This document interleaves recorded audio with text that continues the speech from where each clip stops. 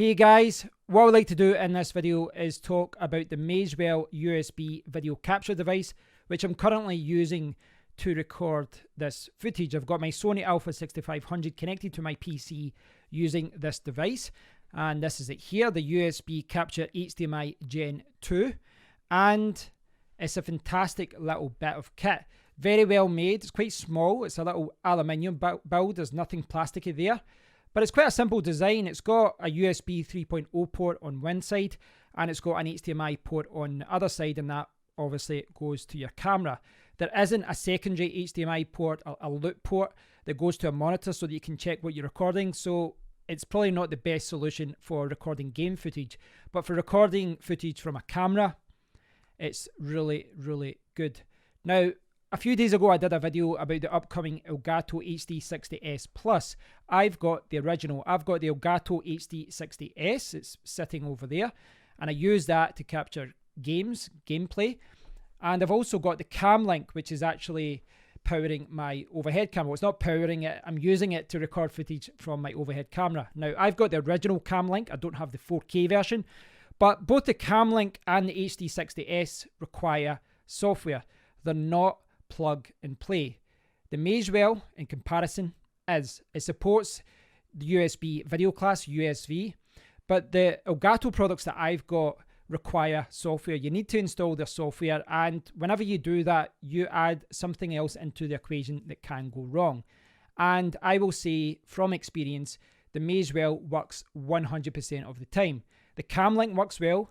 The Elgato HD60 works well, but sometimes in OBS and different recording applications, you need to deactivate things. You need to check the software is updated, and you need to make sure it's working okay. There are some problems that do arise. Now, the upcoming HD60S Plus is going to be UVC. It will be plug and play, but right now, the Elgato products that I've got, well, they require software. And it's the same with the Stream Deck. You know, the Stream Deck I've got sitting here, this little macro device with buttons, and it's really, really useful. I can change to my browser, I can change to my overhead camera, and this is the camera that is using the Cam Link, and you can see the Stream Deck there.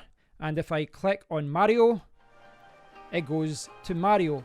So I am a fan of Elgato products. I do think the products do work well, and they are normally a little bit cheaper. If I jump back over to my browser, you can see that this retails at $300, and in the UK it's £283.50. Now, as I was saying before, this can do, well, actually, it can actually do more than 1080p, but there is another version there. There is a version now out, the HDMI 4K Plus. It's also USB 3.1. This can do 4K at 60 frames per second, $459 in the USA. £437. Now, what I would say, it depends on your needs, but I would say for a lot of people, you might want to upgrade to this more powerful version. This is an absolute beast. 4K at 60 frames per second. Yeah, that's probably what most people will be going for. I've got this version. So why did I go for that one? I got it secondhand. I got this from CEX for £70. Now, CEX, as you guys know, it's always a crapshoot. It's always a lottery. I was not happy when it first arrived. It arrived in bubble wrap. There was no cable. There was no box. There was no manuals. And they sold it as a grade B. But my disappointment in that quickly went away because the device works, and it works well.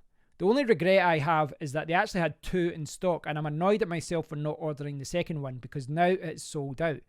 But this is a fantastic device, absolutely amazing. And Elgato, AverMedia, these are probably the most popular ones within the gaming world for recording footage, etc. But if you're looking to record footage from a camera, if you're looking to turn your camera into a webcam, a lot of people should be looking at this. But of course, the price is going to put a lot of people off. If you can find this secondhand, this is an absolutely amazing device. It's much better than my Cam Link. It's much better than my Elgato HD60S when it comes to recording footage from my camera. Now, if I jump back over to the specs page, you can see all the boring specs, but yeah, these are important as well. The input interface, HDMI x1 support, input resolution up to 2048 by 2160. It can do 1080p at 60 frames per second, 8-bit video processing, deinterlace, cropping, color adjustment, auto detection of input signal format. This does not have to be, just for Windows and Mac. It works with Linux. It says Chrome OS as well. And this basically works with everything. Now you can see here it says included USB capture utility. But if I change to my monitor and I do this, look at this. When I first bought it, it came no cable. I had to find a cable myself. I did have some, but it didn't come with the USB 3.0 cable that said that you needed. It didn't come with any manuals. It didn't come with the box. And when I downloaded their software, this is what happened. Now, a lot of people say that this is one of the best things about it, is because you can use this and you can tweak things and make sure everything is okay. Personally, I've not missed not having that utility. I don't know why it doesn't work. For whatever reason, it doesn't work, but I've not missed it because, as I said, it's just plug and play. Now, if you go down here as well, you can see continuously work for 24 hours, high-speed memory. Now, that tells you a few things about it all, about what it can do. And I do recommend checking it out. I'll leave a link to it. But there's a few good comments about this online, and I found this one in particular that does explain it. Someone was asking about it here. They said they've got the Elgato HD60 Pro. This person here, Bad Breath 911. Magewell cards do not do any compression on the signal. Each signal takes a whopping 5 gigabytes per second connection, i.e. it uses the maximum amount of bandwidth from USB 3.0. If you're recording for archival purposes, that's what these cards are essentially made for. Because of this uncompressed signal, it supports 444 and 12-bit color. Blackmagic Dinklink cards are very similar. Elgato and similar brands compress the signal before it reaches your computer. According to Elgato's website, the 4K 60 Pro pushes out at 140 megabytes per second. That's correct. Far less than the 5 gigabytes or gigabits per second connection on the Magewell. Because of this, I wouldn't be surprised if it only gives off a 4222 and 8-bit color signal. Right. Now, he points out a few good things here as well. For a normal person who streams, Elgato and similar cards are what you would call good enough.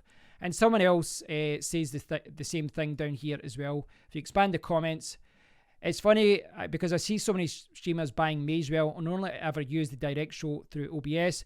This is basically the zero encoded, what you see is what you get stuff. If you want to spend the money on Magewell, go ahead. But if you bought both brands of cards, you probably couldn't tell the difference at 1080p. Now, that is a very good point. Now, I have to be honest about this. If you have got the money, that is the better card. That's better than the Camlink, the original one, not the 4K one, but that's better than the original one as far as, what it can record. Latency is a little bit better. I've heard a lot of people here, I've read a lot of comments, people saying that the audio is better too. Personally, I didn't notice a massive difference, but I'm not using the audio from my camera anyway, so it's not an issue. Latency does seem to be better. Now, I was thinking about doing a video comparison, and I actually set up my camera to do a video comparison between the Magewell and my Elgato HD60S and the Camlink.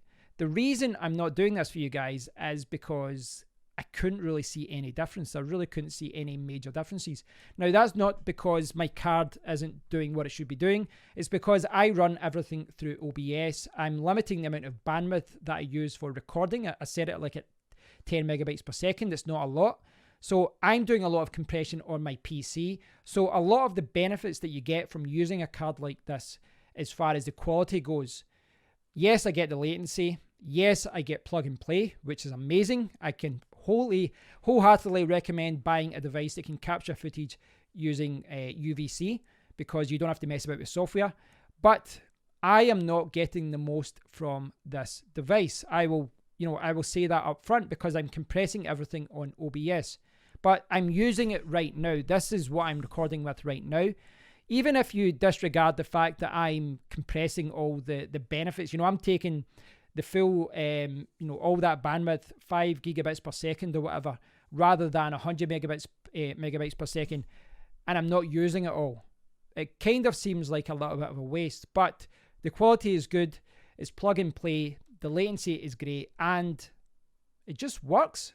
It just works. Elgato products, and I know I'm referencing Elgato a lot, but you know what? They are the biggest brand out there. I've got the Stream Deck, I've got the Camlink, and I've got the HD60S. They all do work. But even just before I started this video, I was pressing the button on the Stream Deck and it didn't work. I had to plug out the USB and plug it back in. The cam link, I frequently have to deactivate it and then activate it again. There's always something that I need to do just before a video. It doesn't happen every time, but it does happen. So I'm pleased that Elgato are going down the UVC route, but with the equipment I've got just now, the Magewell is the one that works every single time. I've never had any problems. It just works like a webcam. So at that price range, I would probably tell you guys to go for the more expensive 4K one. But because this is older now, because it's a 1080p device really, I know it supports a higher resolution, but it really is a 1080p device. If you can see it out there on eBay or a second-hand store and you can get it, at a bargain price like I did, at £70, £100, $100, whatever it is, I think it's an absolute bargain, and I think it's a better option than the older cam link. And if you're using the HD60S, it's maybe not a fair comparison because that can capture, cameras, but can also do gameplay, like Mario, like that. It's maybe not a fair comparison in that regard, but if you're just looking to capture footage from a camera and you want something that can record good 1080p, rather than buying a brand new cam link, even a cam link 4K, that if you're going to record at 1080p, I would probably opt for a second-hand Magewell, but it has to be the right price. Right now, if you said, do you want to record another camera at 1080p, if I can't get that Magewell at a good price, I'd probably opt for a cheaper option. And that's because in my situation, I am compressing most of, the bandwidth that's coming from the device. You can't take away from how good this thing is, though. It just works. And in the tech world, when so many things go wrong, when you've got so many cameras connected up and it's all going through one thing in your computer, it's all going through your computer, to get a device that just works and doesn't give you any problems is fantastic. So it's maybe not the thing to buy brand new just now. I'd maybe go for the 4K HDMI Plus one instead. I think that's the better one to go for if you want to buy new. But if you want to buy a second-hand, I can wholeheartedly recommend this. It's been a fantastic device for me. Yeah, it just works. It just works. Thanks for watching, guys. I'll leave a link to the official website for this. I know I've not delved too deep in the spec side of it, but as far as all the color grading and all that kind of stuff, I've not really taken advantage of that, so I'm not the person to talk about it. But I hope you found it useful. I'll leave a link to that Reddit discussion as well so that you can check it out. Thanks for watching. If you've got any questions about this, please do leave a comment below. And yes, over time, I will be moving towards 4K if I can. But this is not a device I'm looking to sell. This is the perfect device for me to record footage at 1080p. So even if I do move towards 4K, I'll still be streaming at 1080p. So for game streaming, this is the device I'm going to be using. Thanks for watching, and until next time, take care.